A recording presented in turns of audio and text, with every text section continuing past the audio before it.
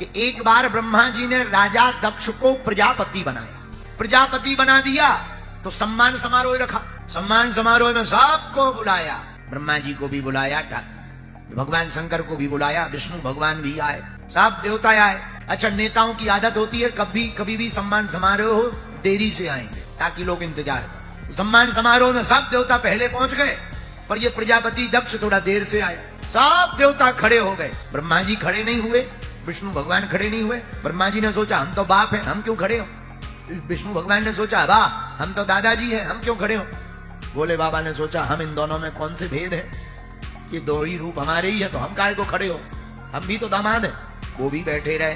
राजा दक्ष ने चारों तरफ निगाह को घुमाया, सोई देखा कि सब खड़े हुए हैं सम्मान में, बस 3 लोग बैठे हुए हैं। अच्छा, आदमी की आदत होती है 100 लोग राम राम कर लें, एक आदमी राम राम ना करे तो नजर उसी पे जाती है। तो राजा दक्ष की नजर जहां गई तो इनके उद्घोषण भाषण होने के बाद में इनने पहले ही ठोक दिए, नाराज हो गए शंकर जी के ऊपर। और जैसे ही सिंहासन पर राजा दक्ष बैठे, सुनो सुनो सुनो देवताओं सुनो।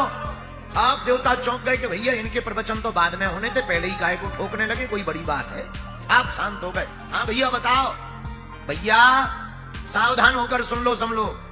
एक बात हम कहना चाहते हैं, विशिष्ट सम्मानीय लोगों में एक भी अगर असभ्य आदमी आ जाता है तो सभा का माहौल खराब हो जाता है। अब सब अपने एक दूसरे की तरफ देखने लगे, भैया इसमें कौन सा आदमी खराब आ गया। लेकिन राजा दक्ष नहीं रुका। सुनो, अरे तुम इधर उधर क्या देख रहे हो, तुम्हें दिखाई नहीं पड़ता ये नंगा शिव न बैठने का ज्ञान है न उठने का ज्ञान है, दिन भर भूत प्रेतों के संग रहता है, इसकी हालत भी और आदत भी भूतों जैसी हो गई। तो किसी ने राजा दक्ष से धीरे से कहा कि वाह तुम्हें इतने अवगुण दिखाई पड़ रहे, तो अपनी बेटी का विवाह क्यों किया। वाह। राजा दक्ष ने कहा कहां हमारी सुकुमारी सुंदर कन्या और कहां ये मरकट लोचन वाला, मरकट लोचन मतलब बंदर की आंख वाला, कहां ये मरकट लोचन वाला शिव, कहीं हम अपनी बेटी का विवाह इसके साथ करते। वो तो पिताजी की आज्ञा थी सो कर दिया, पर आज के बाद हम कह रहे हैं, ध्यान से सुन लो, आज के बाद किसी भी यज्ञ में किसी भी आयोजन में भगवान शंकर का कोई भाग नहीं। बहुत देर तक तो शंकर जी चुप रहे, नंदी जी तमतमाते रहे। नंदी जी धीरे से उठ के बोले अगर आपकी आज्ञा हो तो इन्हें मजा चखा दे।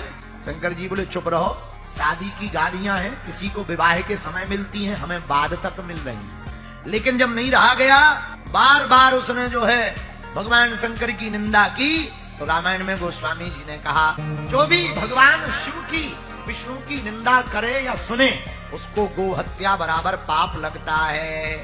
अब तो नंदी से नहीं रहा गया, भगवान शंकर की निंदा सुन ली, सो तमक कर नंदी खड़े हो गए। हे राजा दक्ष, जब से आया है बक बक बक बक बक बक कर रहा है, जा हम भी श्राप देते हैं, तेरा मुंह बकरी का लग जाए।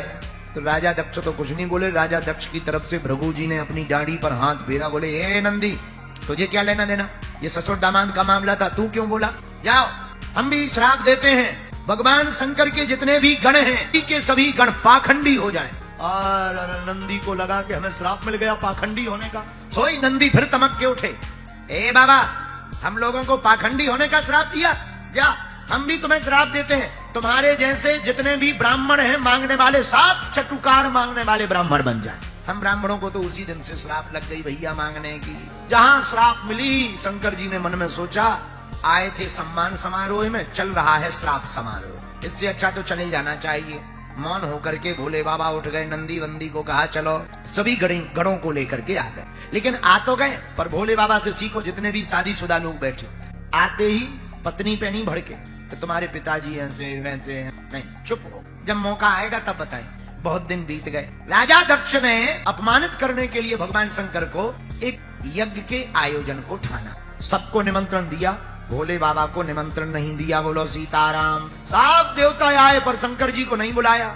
अच्छा, देवताओं को पता था कि सबको बुलाया है, शंकर जी को नहीं बुलाया है, फिर भी देवता इतने विचित्र हैं, हमेशा जले पर नमक छिड़कने का काम पड़ोसी करता है। देवताओं को पता है भोले बाबा को निमंत्रण नहीं दिया, फिर भी ये जितने विमान हैं सबके सब विमान कैलाश पर्वत से ही ले जाते। जरा विचार करना, रोड हो तो रोड में तो 4-5 फीट इधर उधर हो सकता, समुद्र में नाव चले तो 20-25 किलोमीटर यहाँ वहां हो सकता, हवाई जहाज ऊपर से चले तो वो तो कहीं से भी ले जा सकते। लेकिन देवता इतने चतुर हैं, उन्हें पता है कि शंकर जी को कोई निमंत्रण नहीं मिला, लेकिन वो अपने पूरे विमान कैलाश पर्वत के ऊपर से ही लिए जा रहे हैं। भोले बाबा तो ध्यान में बैठे, पर सती जी स्वयं से देख रही, लगातार विमान निकल रहे यहाँ से यहाँ से। क्या बात, कुछ गंधर्वियां गाती हुई जा रही थी। सोई सती जी दौड़ी दौड़ी गई, अरे सखियों कहाँ जा रही हो?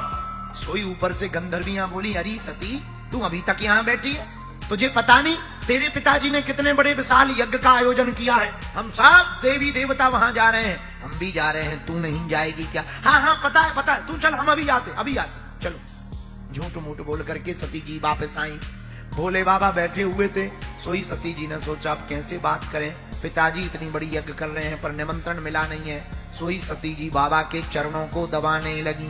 भोले बाबा बोले, देवी जी क्या बात है, आज बहुत सेवा हो रही। नहीं महाराज, हम स्त्रियों का तो धर्म है पति के चरणों की सेवा करना। अच्छा, पर कोई कारण है?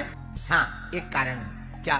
क्या आपको पता चला आपकी ससुराल में आपके ससुर जी ने यज्ञ का आयोजन किया, आप जाएंगे? भोले बाबा बोले, देवी ये बताओ कोई निमंत्रण आया है? महाराज निमंत्रण तो नहीं आया, पर पिताजी ने निमंत्रण भेजा होगा, डाक गड़बड़ा गई, पत्र इधर उधर हो गया होगा, डाकिया ने गड़बड़ कर दिया होगा, पर पिताजी हमसे प्रेम बहुत करते हैं। अब आज तक जो बात छिपा कर भोले बाबा ने रखी थी वो आज बताई। देवी जी दरअसल तुम्हारे पिताजी ने हमारे अपमान के लिए ही यज्ञ का आयोजन किया है, वरना हम ना पूछते कि पत्र आया कि नहीं। जहां तुम्हारे जाते ही प्रसन्नता ना होवे, तुमको देख करके लोग खुश ना होवे, मुस्कुराए ना, जिनकी आंखें तुमको देख करके चमचमाए ना, ऐसे व्यक्ति के घर पर नहीं जाना चाहिए। भले ही उसके घर पर सोना चांदी क्यों ना बरस रहा हो, कितना ही अमीर क्यों ना हो, उसके घर पर नहीं जाना चाहिए। बोले क्यों? जहां आदर ना हो वहां पर नहीं जाना चाहिए। पर सती जी नहीं मानी। भगवान भोले बाबा ने, भूत भावन महादेव ने विचार किया, अब जो होगा सो देखा जाएगा, जाने दो। एक गण को साथ में लगा दिया, सती जी चली गई। घर पहुंची तो वो राजा दक्ष ने पहले ही कह रखा था, सुनो भगवान शंकर से संबंधित कोई भी आए, कोई आदर नहीं मिलना चाहिए। तो पहले जो देवता प्रणाम करते थे, सती जी को देख करके मुंह टेढ़ा करने लगे, धीरे से प्रणाम करने लगे और मुंह टेढ़ा कर लिया। सती जी ये माहौल देखकर घबरा गई, ऐसा आज तक नहीं देखा था। बहनें भी ठीक से नहीं मिली, मुस्कुराती हुई भर मिली, एक आध बार ताना दे दिया, चली गई, पर मिला कौन प्रेम से? सती के ना आने का और आने का किसी को ज्यादा दुख नहीं, न सुख न दुख, पर किसी को दुख था तो एक केवल सती की माँ को दुख था। माँ का ममत्व तो अद्भुत होता है। बेटा या बेटी कितनी भी बेकार हो, कितनी भी गालियां बकले, पर माँ कभी भी अपने दिल से दूर नहीं करती। आगे माता सती ने माँ को मिली, पिता को भी मिली, पर पिता का ठीक से स्वभाव नहीं देखा। यज्ञ की तरफ गई, यज्ञ में सब देवताओं का भाग अलग अलग रखा, स्थान अलग अलग रखा। भगवान शंकर कतहु न देख संग भूकर भागा, कहीं भी शंकर जी का स्थान नहीं देखा। तो सती जी को थोड़ा क्रोध आया, और क्रोध आना भी चाहिए, क्योंकि पति के सम्मान में पत्नी का सम्मान है, और पति के अपमान में पत्नी का अपमान है, ये सिद्धांत है। अब सती जी को क्रोध आया, और उन्होंने सोचा कि हम वापस जाएंगे तो भगवान शंकर मुस्कुरा करके भोले बाबा कहेंगे, आओ दक्ष कुमारी, हम इनके नाम से जोड़ेंगे, हमारा मजाक बनाएंगे, इससे अच्छा है प्राणों को त्याग देना चाहिए। तो क्रुद्ध हो गई, होंठ फड़फड़ाने लगे, आंख लाल हो गई।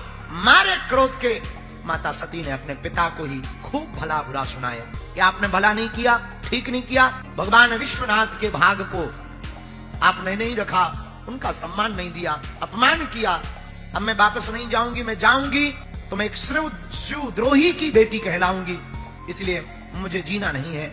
अब तुम्हें बहुत पछताना पड़ेगा पिताजी, पिता कहने लायक भी नहीं हो। बहुत सी बातें माता सती ने कही। अंततोगत्वा भगवान शंकर को मन में ध्यान रख करके कहा, हे भगवान, हे चंद्रमौलेश्वर भगवान, हे भूत भावन महादेव, दोबारा जन्म मिले, दोबारा आपके ही चरण मिले, ऐसी प्रार्थना करके क्रोधाग्नि को प्रकट किया। माता सती ने अपने शरीर को त्याग दिया। हर हर महादेव।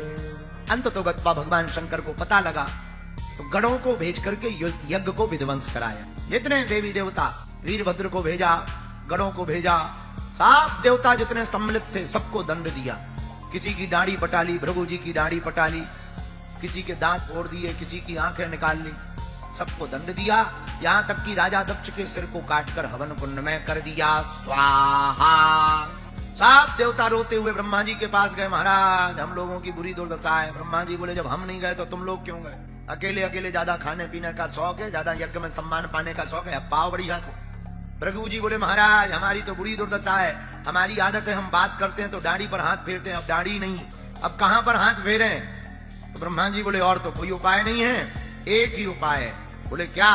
बोले भगवान शंकर का स्वभाव है, थोड़े में प्रसन्न हो जाते हैं, थोड़े में नाराज हो जाते हैं, चलो उनके पास। सब देवता धीरे से ब्रह्मा जी से बोले तुम आगे हो जाओ, कहीं नाराज ना हो, तो अभी तो दांत ही भर टूटे, कहीं बिल्कुल ही ना टूट जाए, आप आगे हो जाओ, हम पीछे हैं। सब देवता पीछे, ब्रह्मा जी आगे। अब देवता पीछे खड़े होकर के हाथ जोड़कर स्तुति करने लगे। बोले बाबा प्रसन्न हो गए, क्या बात है देवता? ब्रह्मा जी बोले महाराज इनकी दुर्दशा हो गई। सबसे पहले भृगु जी लगे थे, भृगु जी बोले महाराज हमारी तो दुर्दशा हो गई। क्या हुई? बोले आपके गणों ने हमारी दाढ़ी पटा दी। शंकर जी बोले बिना दाढ़ी का काम चला? महाराज हमारी आदत है, जब तक हाथ ना घुमा ले आनंद नहीं आता है, आदत है।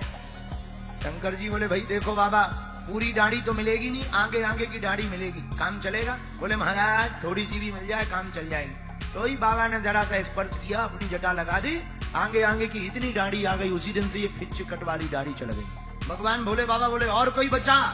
तुरंत पूषा देवता आ गए, महाराज हमारी तो बहुत बुरी हालत है। क्या हुआ? हमारे तो दांत ही फोड़ दिए तुम्हारी सेना ने। शंकर जी बोले दांत फोड़ दिए? दांत नहीं आएंगे, एक काम करो सत्तू घोल कर पी करके काम चलाओ, सतुआ खोलो पियो, उसी में काम चलाओ, भगो इधर। तब तक भग देवता आ गए, महाराज हमारी तो बुरी दुर्दशा हो गई। क्या हुआ? दोनों आंखें ही निकाल ली। शंकर जी बोले देखो भाई आंखों की अभी हॉस्पिटल खुली नहीं है, अपने मित्र की आंखों से देखना शुरू कर दो, आशीर्वाद। सब देवताओं को वरदान दे दिया। ब्रह्मा जी ने कहा महाराज यज्ञ को सफल करो, आपके बिना यज्ञ सफल नहीं होगी। बोले बाबा बोले जब हमारा कोई स्थान ही नहीं है, भाग ही नहीं है, तो हम गाय को जावे? महाराज हम सब देवता शपथ दे करके कह रहे हैं, संकल्प लेकर, जिस यज्ञ में आपका कोई भाग नहीं होगा हम सब कहीं नहीं जाएंगे, और जो भी शेष बचेगा यज्ञ का वो सबका सब अधिकार आपका ही होगा। हर हर महान